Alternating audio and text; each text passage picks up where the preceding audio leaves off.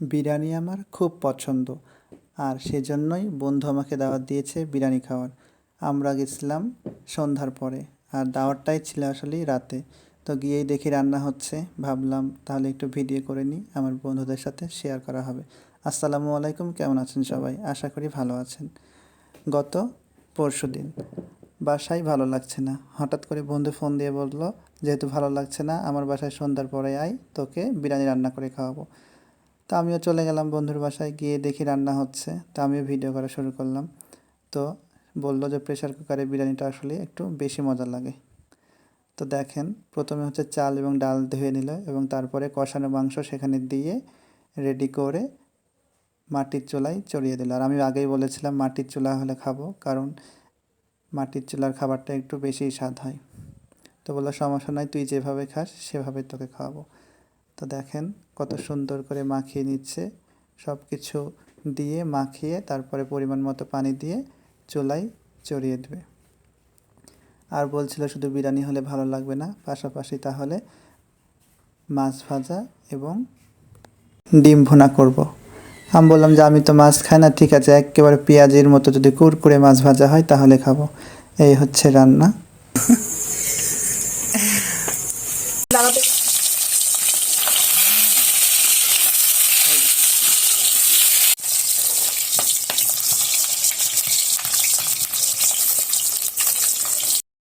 চুলাতে একদিকে ডিম হচ্ছে আর একদিকে বিরিয়ানি হচ্ছে, এদিকে মাছটা প্রসেসিং করা হচ্ছে, ততক্ষণে কিন্তু ডিম ভাজা শেষ।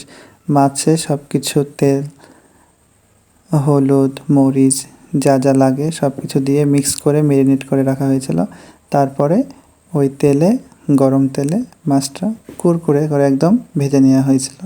আমি একটু আপনাদের সাথে ভিডিওটা শেয়ার করছি। খেতে আমরা সবাই ভালোবাসি, আর যদি হয় সেটা পছন্দের খাবার তাহলে তো তৃপ্তি সহকারে খাওয়াই যায়।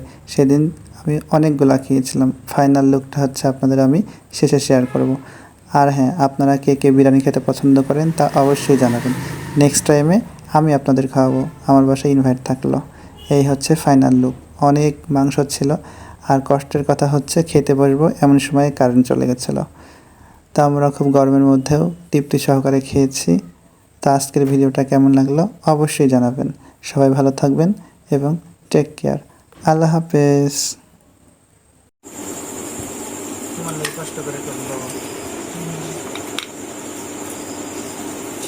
আমি যদিও মাছ খাই না, আজকে প্রথম খাবো, শুধু আমার জন্য কষ্ট করে রান্না করছি। আমি যদি না খাই তাহলে তো বিষয়টা একটু খারাপ দেখায়, সেই জন্য মাছ ভাজা আমার পছন্দ না, তারপরেও খেয়েছি। আর আমার বন্ধু তো প্রচুর পরিমাণে ক্লান্ত, এত পরিমাণ গরম জানেন আপনারা সবাই। এখন একটু লোডশেডিং হচ্ছে বেশি। Bye bye and take care. আল্লাহ হাফেজ।